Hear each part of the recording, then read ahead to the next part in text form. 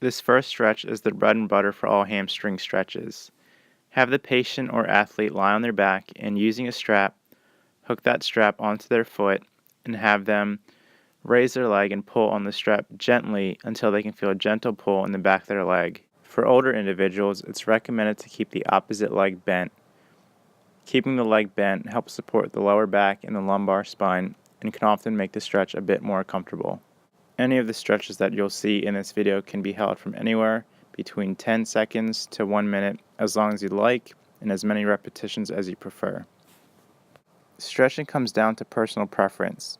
Certain people may feel a greater stretch at a certain angle or with a certain adjustment. In this angle, you'll see it's recommended for advanced athletes or healthy individuals. You can keep the opposite leg straight down and rest. Some people may feel a greater stretch holding it in this position. Older adults can also hold the stretch in this manner. It really comes down to personal preference and whichever position you feel the greatest stretch. If you don't have one of these straps at your disposal, a dog leash or a bed sheet also work really well with this stretch. I personally just use the bed sheet and that works fine for me.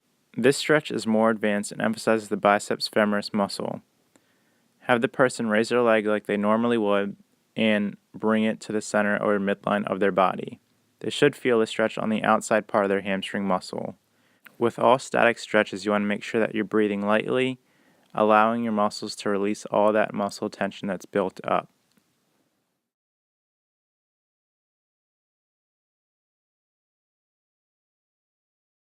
This next stretch is a great all-around stretch that will help stretch the soft tissue around the hamstrings and behind the knee and even the calf. Have the person place the back of their heel onto an elevated box or platform. Their toe pointed up, have the patient gently rotate and tilt their pelvis back. A good cue is to tell them that they're trying to pretend to stick their butt out. They should feel the stretch in their hamstrings and behind the knee and even in the calf. The stretch is great for people with sciatica or just generally tight hamstrings. Avoid excessive bending as this puts pressure on your back.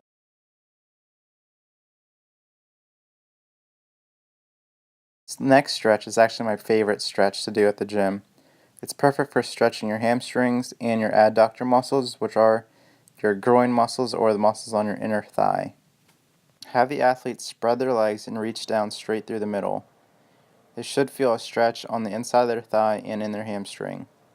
They can also point their toes out to emphasize the stretch. You could also have the athlete use their opposite arm to reach for the opposite leg. Doing this will also isolate each leg and it might be more comfortable or feel a greater stretch. Athletes who have really tight hamstrings or have trouble staying neutral in their spine should perform this variation. Have them put their palms in the back of their body and push through their palms until they can feel the stretch. By doing this, we take pressure off of the lower back and make sure that we're isolating the proper muscles, which are the hamstring and adductor muscles. All of these stretches should be performed after a workout. You can also perform these stretches as many times as you like throughout the course of your day.